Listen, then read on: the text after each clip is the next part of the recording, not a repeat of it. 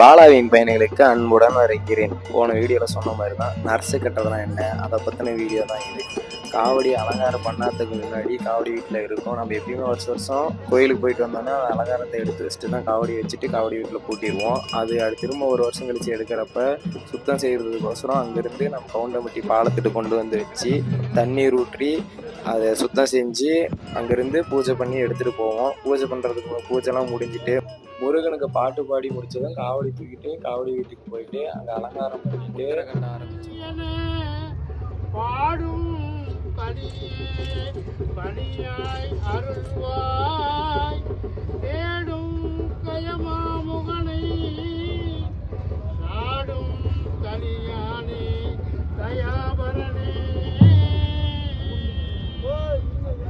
தண்டாயுதம் தலிவேலும் தன் கையில் கொண்டாடல் செய்கின்ற குருநாதா கொண்டாடும் செங்கடம்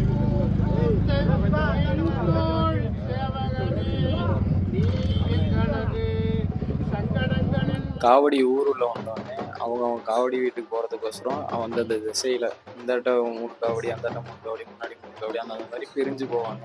அவங்க காவடி வீட்டுக்கு போயிட்டு அலங்காரம் பண்ணிட்டு முத்திரை கட்டுவாங்க. முத்திரை ஏன் கட்டுறாங்க, எதுக்கு கட்டுறாங்க, முத்திரைனா என்ன, அதை பற்றின வீடியோலாம் அடுத்த வீடியோவில் போடுறேன். ஃபுல்லாக பாருங்கள். பாலாவின் பயணங்களை ஃபாலோ பண்ணி